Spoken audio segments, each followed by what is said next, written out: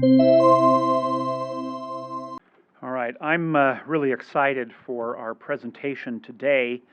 Some of you may know as all the previous directors of the Kennedy Center have all been social scientists. And so I am the first person from the humanities, from the arts, and I always am interested when we're able to include more of the arts in these lecture series, in these presentations. So I'm really happy for this presentation today. Dr. Jared Pierce is a BYU faculty member. He's coordinator of group piano studies and a member of the piano performance faculty. He received his doctorate of musical arts from the University of Utah, a master of music in piano performance from BYU here, and a bachelor of music from Cal State University, Stanislaus. He's a collaborative pianist who has worked with hundreds of singers, instrumentalists, numerous choirs. He's worked with renowned international artists, and he is currently the accompanist for the Utah Chamber Artists as well as the Utah Symphony Chorus. He has a long list of solo piano accomplishments as well, with prizes in various competitions, both national and international. And we're really excited to hear from him today. So his remarks or his presentation, I should say, because it's not just remarks, is entitled Flowers of Vietnam, Traditional Folk Music and Western Classical Piano. Please join me in welcoming Dr. Jared Pierce to the Kennedy Center.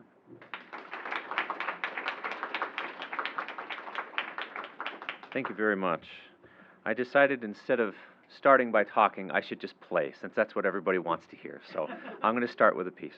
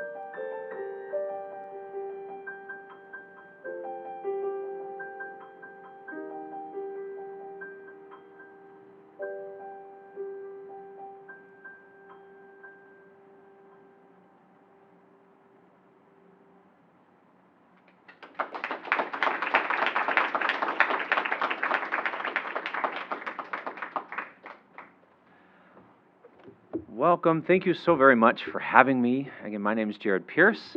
I am the head of the piano now at BYU, and it is such a blessing to be here at the Kennedy Center. From what I understood is they brought the piano in. It's the first time they've ever brought a piano into this building, and it was quite the ordeal figuring out the hallways and going up the steps and avoiding all the trucks going by.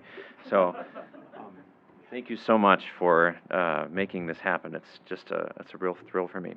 So this presentation is called Flowers of Vietnam, Traditional Folk Music and Western Classical Music. Now, I'm curious, how many of you have been to Vietnam, or might even be from Vietnam? Okay, we've got a few, fantastic. So for those of you who haven't been there, okay, when you think about Vietnam, is this usually what you think about, right? Beautiful sprawling rice fields and, I mean, gorgeous, absolutely gorgeous places. Ha Long Bay outside of Hanoi, it's beautiful. But do you ever think of this? You guys know what that is? This is the Hanoi Opera House. It's one of the most beautiful opera houses in the world. And believe it or not, it is a replica of the Palais Garnier in Paris. Okay? And that right there, of course, is a Hilton Hotel right next to it. And I think there's a laser on this. Do you see this little spot right here, just outside? That is a jazz club called the Binh Minh Jazz Club. There's live jazz every night there. It's just absolutely fun. This is actually pictures that I took when I was there last. A good friend of mine is a singer there, and she performs every night. She's also a great pianist. But, of course, going to Vietnam, the first time I ever went there, in 2018, this is a bit of a shock to me. I did not at all expect this to be the Vietnam I was going to.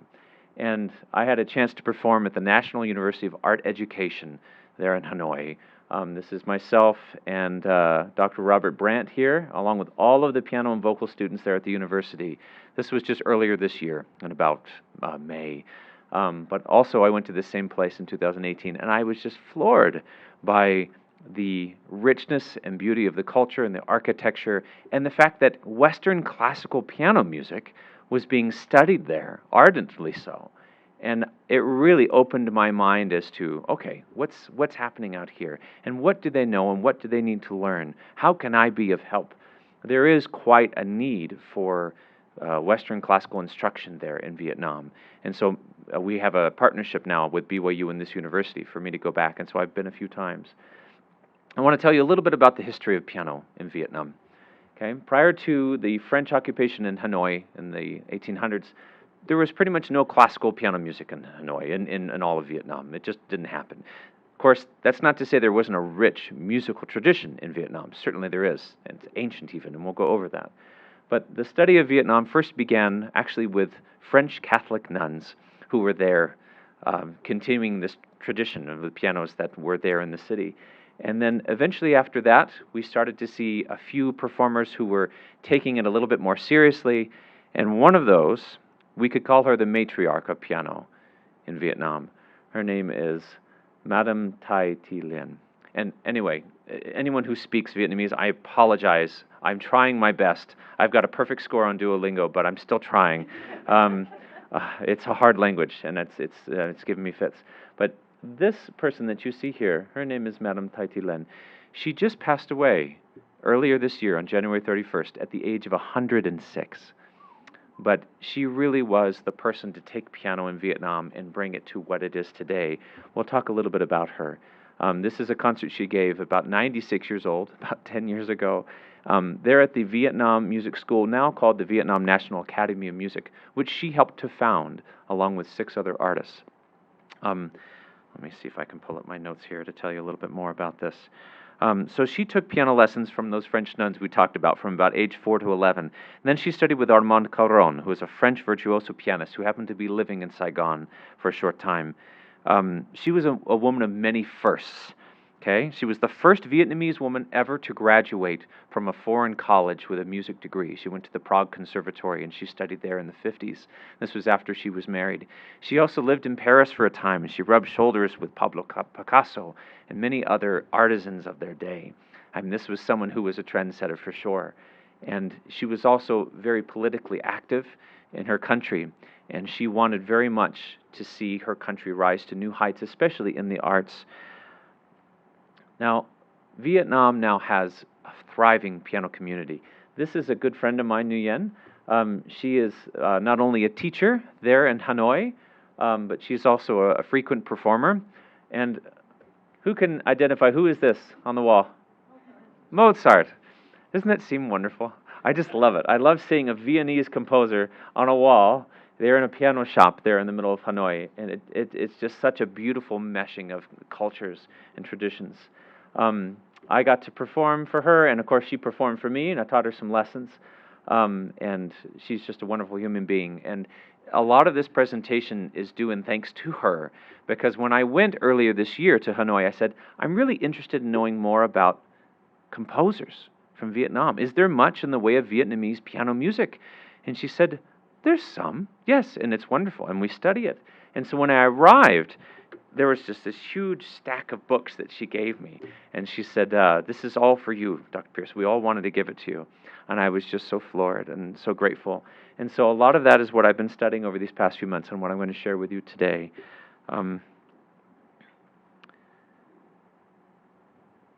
So with the rise of classical music instruction, of course, came new compositions and Vietnamese composers. In this presentation, I'm going to highlight a few different works and show in which the beautiful ways in which Vietnamese piano music holds on to its unique and rich tradition and heritage while yet adapting to this foreign instrument and its diverse musical styles. I'm going to play for you now 2 preludes. You hear that name prelude, and it makes you think of perhaps Chopin, or maybe it makes you think of a Debussy or one of these European composers. In many ways, the composers that you are going to hear today, they traveled abroad to study. They may have studied first at the academy, but then they went elsewhere and came back. And so because of that, often what you will hear is this interesting blend of composers and styles and sounds. And I want you to ask yourself as you listen to it, what am I hearing? Am I hearing Chopin? Am I hearing perhaps Ravel? Am I perhaps hearing Gershwin? Or am I hearing something that's completely new?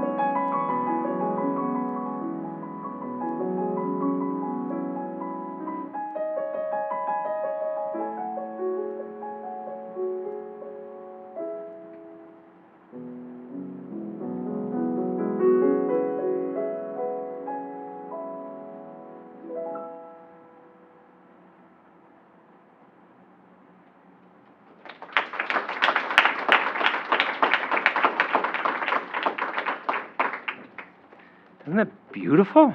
It's just gorgeous writing. And of course, being a classical pianist and someone who's trained in these traditions, I hear so much of the composers who I've loved and studied for years, and yet there's something unique and special about it. And it's hard to quite put your finger on it at first. What is it about it that sounds slightly different, that sounds, shall we say, a little bit more fresh and unique and magical in a way? Now, let's talk a little bit about Vietnamese folk song.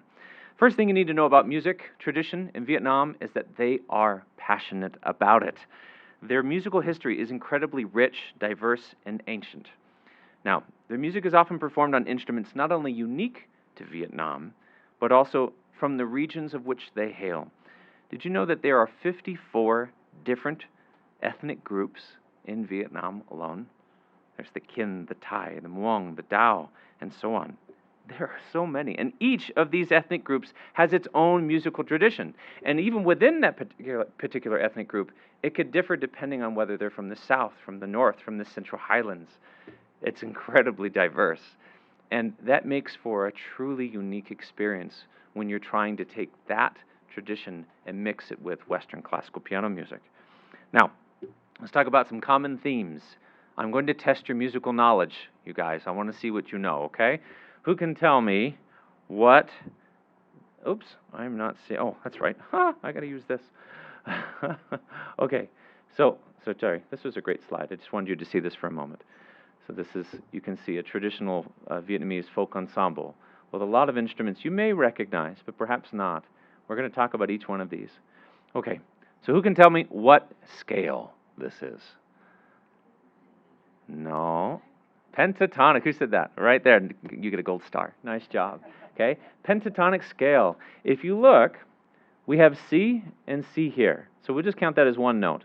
C, D, E, G, A. That's technically 1, 2, 3, 4, 5 notes in the scale. And they are based on the first, second, third, fifth, and sixth scale degrees. Here's what that sounds like.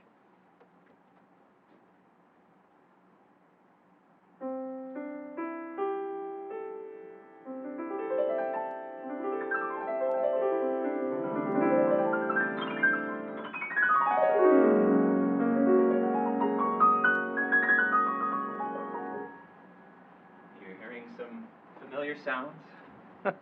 This is a sound that is not unique to Vietnam. Pretty much throughout most Asian cultures, the pentatonic scale was something that many instruments were tuned to and to be able to use. And so we hear this very familiar sound, okay? The black keys of the piano are a perfect pentatonic scale as you slide up and down them. And so a lot of times we'll play music that often has us do glissandi across them, okay? Now, there are also very soaring, singable melodies. Much of Vietnamese folk... Oh, I keep using the wrong one. Let me switch this. Much of Vietnamese folk music contains beautiful melodies that would make the great Franz Schubert jealous. These melodies are very recognizable to the people of Vietnam, and they're often presented in a way in piano music in which they're unfettered, they're unaltered. You hear them very clearly because these melodies are so important to the people there. And even in pieces, I've discovered this, even in pieces in which the music is not specifically derived from a popular folk tune, it sounds so similar or it has the same kinds of context that they'll start singing a song and go, oh wait, no, that wasn't it. Oh, they'll start singing, no, that's not it either. And this happened several times when I was reading through these, and they were like, that sounds like this song, but it's not that song, right? So much of their music is based on, even if it is not particularly a particular folk song, this style of writing, okay? Now, this is going to sound a little different than perhaps the big sonorous textures of Rachmaninoff and Liszt, right? Do you guys know what I'm talking about? The kinds of sounds? Let me give you an example. Here's Rachmaninoff.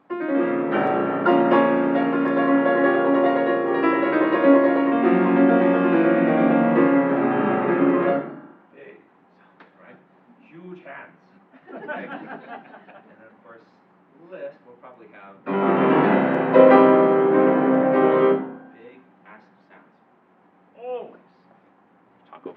Always with chords involved. There's usually melody present at times, but often with chords involved in it. Many of the times in this music, you will hear it drop down to only a single melody, and it sounds thinner, very clear. It often is imitating the singing line or perhaps even a flute line. And that brings us to what other kinds of technical things are we going to see in their playing? We will often see arpeggios and crossing hands. You might have seen that just a little bit in the pieces that I just played. Okay, the technical brilliance of Vietnamese music can be considered challenging, but also I think quite approachable, depending on how thorough I think maybe your piano teacher was when you were growing up. How many of you practiced your scales and you did your arpeggios when you're, okay, good. I know there's a lot of kids when they're growing up and they're like, I don't want to do that. I just want to play the song, right? That's usually what I have to fix when they come to me as a teacher. But yes, you got to do those things, because when you play these pieces, those crisscross arpeggios and scales are pretty much what these pieces use as their bread and butter technically. We'll see a few more things. And when we get to the last composer today, his name is Dang Hu Phuc. I apologize for my pronunciation. He's probably the most well-known composer in Vietnam, and his music is a lot more difficult than most. So we'll get to that. Okay. Oh, you know what? Before we get to this, I'm going to play a few more preludes for you by a composer named Nguyen Hu Tuan. The head of the piano program there at the university that I attended, which is the National University of Art Education, his teacher was this composer, and he personally gave me this volume, and I was just so honored and blessed to be able to receive it. This composer is someone who went to study in Europe, and you can definitely hear those influences. Sometimes it will sound like Chopin, sometimes it will sound like you're right back in Vietnam, and then come right back to Brahms, and then it just keeps jumping back and forth, and it's such an interesting dichotomy. Let's listen to that. Watch for those technical devices we talked about.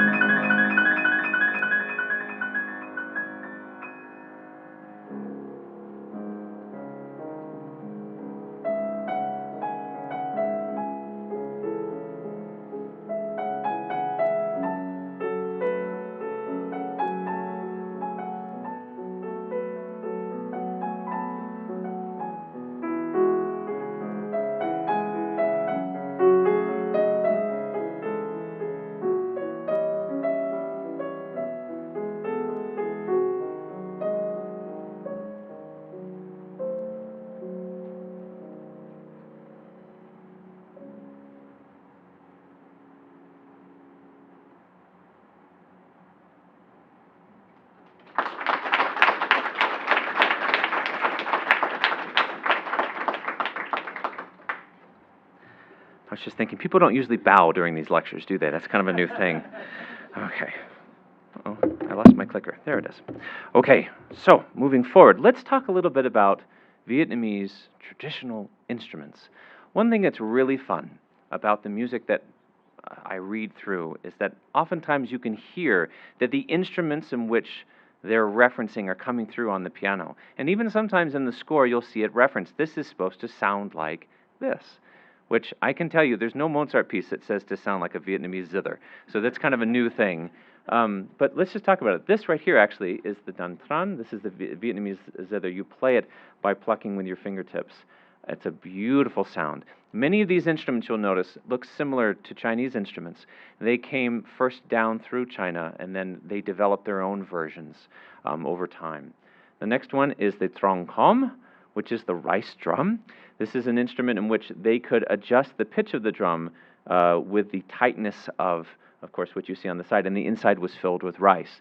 Now, these instruments generally range in size from fairly small to ginormous. You can see how big this drum is compared to me, right? This is one that's in the Temple of Literature there in Hanoi. It is a massive drum, and is one in which they would use and they would play on graduation day when you would graduate from college. Isn't that cool? Imagine a huge drum playing, congrats, you made it. That's pretty cool. Okay? Another thing is the gourd lute. This is an instrument that's quite long. You play it like this. The bottom part is a gourd, and that is what creates actually quite the sound. It's kind of a hollow sound. It's a little bit kind of like a guitar in a way, but it only has 2 strings, and it's often accompanied by one of those ethnic group style music. It's called then singing. Okay. Next would be the hammered dulcimer. This is one in which just set up in front of you, you've got a number of strings, and you hit them very expertly with these. I've always thought it would be very difficult to not get lost playing that. I mean, I play with many more strings, I think, than they do, but still I feel like I'd be lost because there's a lot less, I feel like, to track where you are on the instrument, what note you're actually playing. And then there's the dan nhi. This is a bowed string instrument. This is very popular in China, but this is, of course, a Vietnamese version of it. Okay? It has a small box down at the bottom, and it just has 1 or 2 strings in which you play. There's also the bamboo flute and the xylophone. I think you know what those instruments look like. Here's what I'd like to show you next. Let's see if we can get the sound to come out on this video. But this gives you an idea of, you can see 3 of our instruments. We have our zither, we have our dulcimer, and we have, of course, that sounds a little bit kind of like a fiddle, I guess you could call it. Okay, let's play that video, please.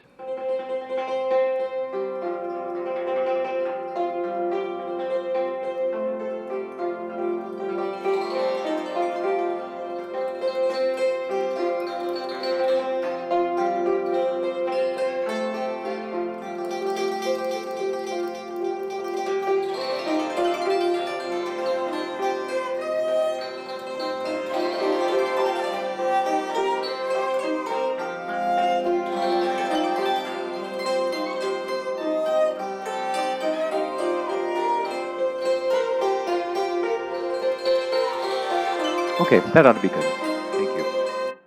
So you get an idea of the soundscape in which often traditional Vietnamese music sounds. One thing that's very unique about that instrument, that fiddle-like instrument, it is very hard to tune. Do you know why? What's missing on that instrument that you might have on a guitar? Frets. That's right. It's very hard. Much like a violin, you have to be precise, except you're going this far, right? It's a very wide, open range. And so sometimes the pitches will sound slightly out of tune to our ear. They'll sound like they're somewhat in and out of the pitches as they kind of come in and out. And that's very much the style. It doesn't have to be perfectly in tune. And the singing often would follow a similar trend. You'd hear the notes kind of come in and out of the notes. It's a little bit more free and loose. And this next composer, the last composer I'm going to play, his name is Dong Hu Phuc. His music tries, I think, in many ways to show the clash between Western classical music and this Vietnamese music, and maybe trying in some ways to use this instrument's capabilities to show how things might be a little bit in between the pitches, even though this instrument doesn't naturally do that. We kind of have to warp some things a little to make that happen.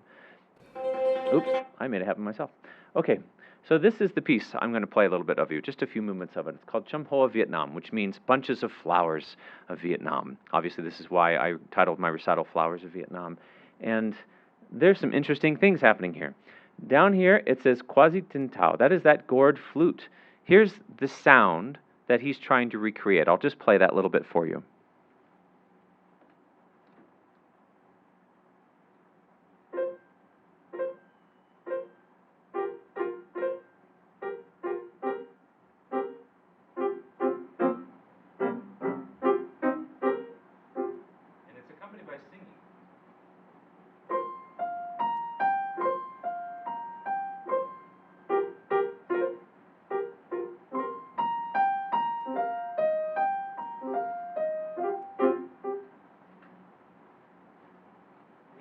You could probably imagine either a fiddle, like that one that we were just seeing playing, or a singer singing that line, just maybe even accompanied by that one instrument, okay?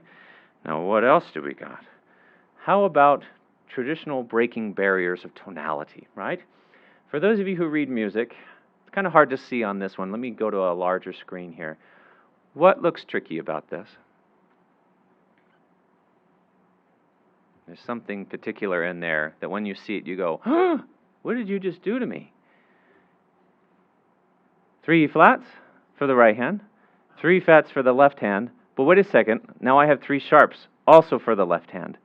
So I'm splitting the left hand into 2 tonalities. I have polytonality happening in one hand, and I have to jump to it, no less. This is why I said, unless you're playing Dang Hu Fuk, everything else is not too bad. This gets a little tricky to play. So there's one example of how we see someone who's very Western classically trained and understanding how perhaps using the device of modern polytonality, I can create a little bit of this swimming in between the pitches that we would sometimes hear in our music, as well as expressing his Vietnamese heritage and perhaps, shall we say, a more modernistic musical heritage language. Now, the piano is what kind of instrument? This is your next little quiz today. What family of instruments is a piano? A lot of people might say string. What did I hear though over here? Percussion. Why is it a percussion instrument? Hammers hitting strings, exactly. So you're correct. But can a piano sound like a drum? What do you think? Can we make that big trong-com sound with the piano? Any ideas to how we might do that? So if you look here on the score, let me see, I think maybe this next one. Yeah, take a look at these cluster chords that we see happening over here. Do you see this? That says very, very loud and very low and strike with the hand. So essentially what I do is I come across with my right hand and I just bang on the bottom of the piano really loud, okay? And it creates this big drum-like sound, like those big drums that I was showing you earlier. It's really quite fun to do. Also, we see something, I really enjoy it. There's also some glissandi that we see happening. I go up and down just across those keys. And this is a white key glissando. Sometimes they'll ask me for a black key glissando. So I'm getting both a traditional scale, C major scale, as well as that pentatonic scale that we saw before. So all of these things combined can make for a very difficult piece for sure. Let's see. That might even be my last slide. Let me just check. Nope, I still have a little more after that. Oh, I know. So let's talk a little bit about the person who premiered this piece in that Hanoi Opera House. His name is Dang Tai Son. Dang Tai Son. I apologize. Does anybody recognize this lady? Who is that? You should recognize her. We talked about her today. That's Madame, remember, Madame Lien? That is her son, right? The most famous pianist in all of Vietnam is her son. Now, I want you to imagine this, just picture this for a moment, okay? The year is, early 1970s. That's when Deng Tai Son is born. And all of a sudden, there's this horrible war that's raging in your country. And remember, she started a music school about 20 years earlier, okay? What she did was transport her young son, along with 50 pianos, into the jungles of Vietnam, into caves. They're moving these on the backs of carts with mules and sometimes even carrying them, okay? Uprights usually, not ones like this, okay? And that is the primary place in which he learned piano as a young boy. He remembers learning Chopin under the stars in the jungles of Vietnam, watching and playing nocturnes, which are about night music, right, while looking at the stars above him. Truly an amazing experience. And then to go from there to only maybe 10 years later, 15 years later, winning the most prestigious piano competition in the world, the Chopin International Piano Competition. Absolutely amazing to even think. And so now he's one of our preeminent pianists in the world. He teaches and lives in Canada now. And again, his mother just died just this year, but they often would perform together. It's an amazing story, and they're trying to make a documentary on it. It's something that they're still in the works of, but I encourage you to look at the Cannon and Flower documentary video. It shows a little bit of the images. You can see people fleeing with their violins and carrying pianos through the jungles. It's truly an amazing thing, and I hope that this documentary gets made, because I want to see it so badly. But truly an amazing pianist, and he's the one who helped perform this work, who's a good friend of Dang Hu Phuc. This is Cham Hoa, Vietnam.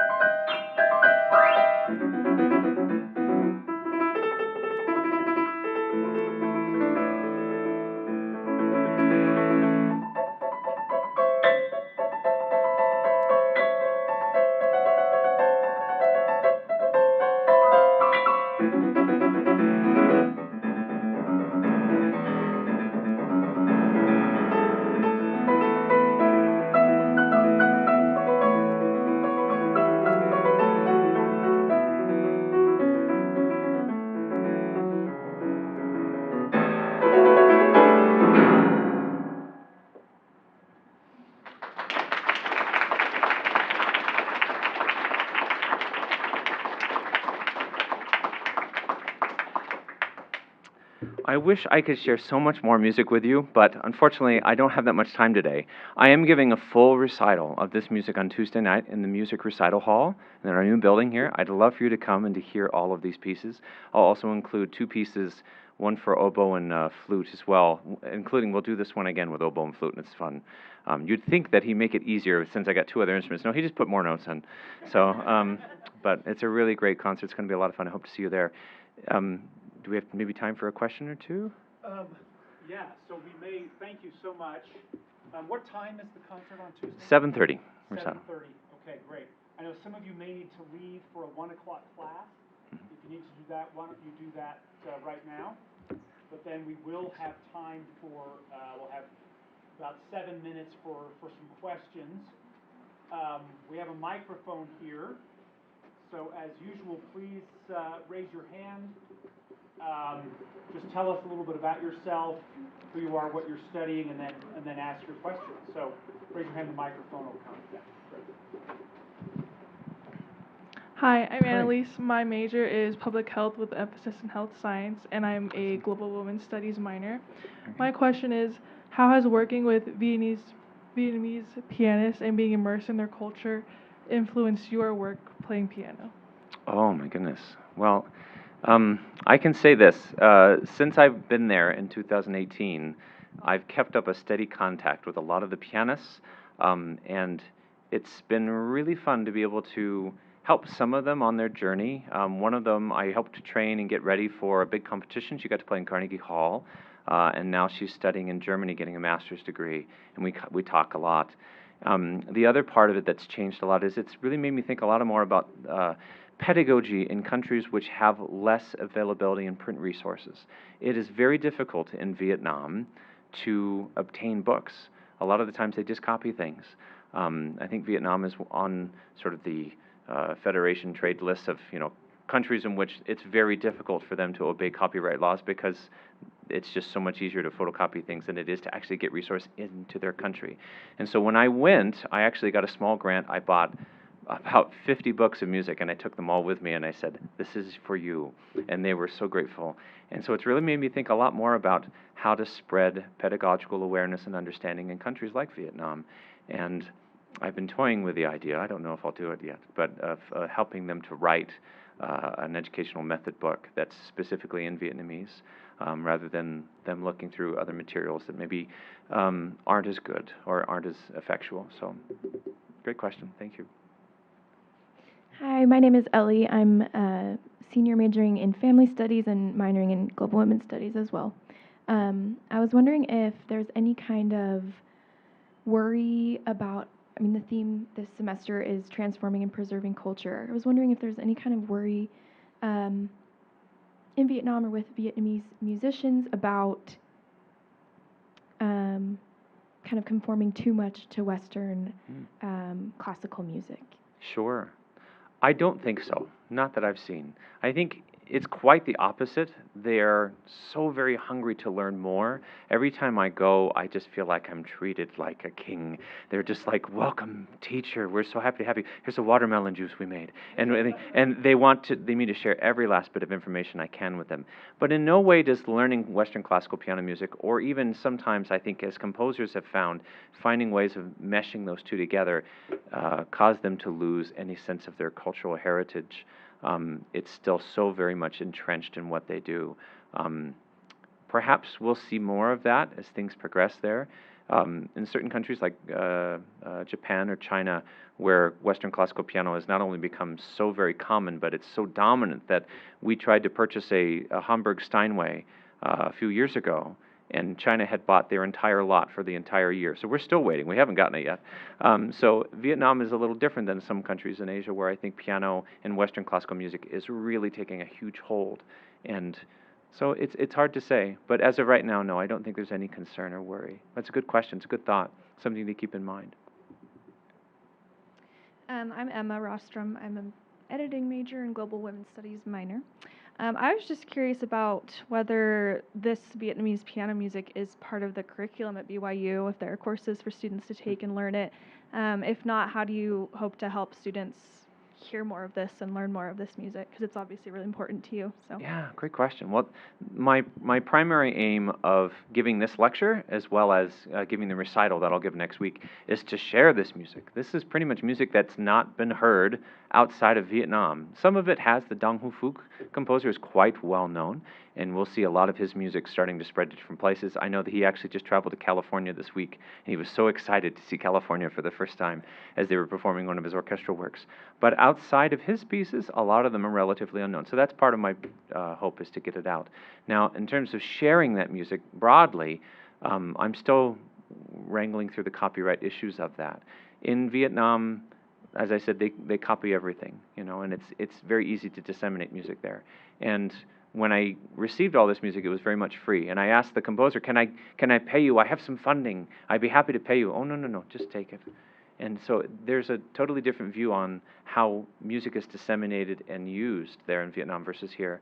But I would very much like to see, maybe if it's redone in different editions and then sold here in America, I would love to see this music shared more here, for sure. So it's a great question. And hopefully the students here at BYU, I do have to give a required piece to some of my students, and I do have some of these lined up for some of them that they'll have to learn. So good question. Okay, I'm Morgan Wellman. I study human development, and then I have minors in global women's studies and global and community impact. My question is pretty similar to the ones that have already been asked, but I'm curious, with Vietnam being so interested in Western culture and music, what can Western musicians or Western cultures learn from Vietnam? Oh, it's a great question. I wish we could make Vietnamese food so much better than we do here. It's so much better there, but that's totally an aside. I'm just wanting to go back and have more pho from there because it's so much better. But I think there is an innate sense of wonder and interest in the composers and music that we often study, that they have, that a lot of the times our students take for granted because it's so normalized, it's so easy to obtain here. There's this sense of how amazing and wonderful and special is it to have this Henley Beethoven score, right? Which, for us, okay, I'll have to find $50 and buy it, okay, I guess. And then for them, it's like everyone shares it. It's an amazing thing. So I wish there would be a certain sense of wonder and excitement about the music that we all have enjoyed here for so long. And I would also say that there's a camaraderie amongst those students. They all are in it together. They have a lot less resources in terms of, there's maybe 1 or 2 grand pianos at the university, whereas we have over 200 in our music building, right? So it's a complete difference in terms of what's available to us. So I would say there's a sense of humility and a sense of excitement for learning that I would love to see in our music students, even just a little bit more. Not to say that they're not excited. I know my students back there, she's like, I am excited. But that infectious love of learning, I would love to see even more in our students here. Yeah. Okay, yeah, we have time for one more. My name's Kaylee Nelson. I'm a music ed major and minoring in environmental science. Thanks. My question is, when it comes to folk music in Vietnam, I know with a lot of music traditions, they teach music orally. And I was wondering if they also tend to teach orally, and if so, does that affect how piano pedagogy is taught in Vietnam? That's a great question. I think that's quite unexplored territory to a large degree. Piano pedagogy as a study in Vietnam is very new. There might be some things that I'm not aware of, and I need to discover more myself. It's still kind of new to me as well. And the times that I have gone, and I've seen some young students learning, I've seen some materials that I wonder, what are these? I've never seen these before. But from what I gather from all the students I talked to, even just yesterday morning, they want more in their libraries. They feel like they don't have enough. But I would say that folk music, for sure, definitely, especially as we get out into these highland regions and things look a lot more like those early pictures I showed, right, where it's very rural. A lot of that is passed down from father to son, mother to daughter. It is very much entrenched in their culture and in the way that they live. And I don't think, when I think of like Ruffin Williams going out into the countryside in England and using a phonograph, brand new invention, to record all of these songs before they're lost forever because they were only ever shared, by word of mouth. A lot of this work hasn't yet been done there, and I hope that it can be so that we can have more complete catalogs of those folk tunes. But much of that is what's filtering into these. And I've been searching as much as I can to find what folk tune is this? Because in many cases it doesn't list it, but it's there. It's included. And as I said, many of these tunes are known to them, even though perhaps it's not as frequently listed in the resources itself. So it's a great question. Okay, join me in thanking Dr. Fish one more time. Thank you so much. It's a pleasure to be here. Thank you.